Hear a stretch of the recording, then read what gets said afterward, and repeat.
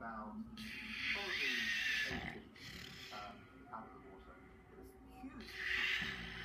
Eyewitnesses report an animal 25 to 30 feet in length, nearly the length of a tractor trailer, with a long neck, a barrel-shaped body, and flippers.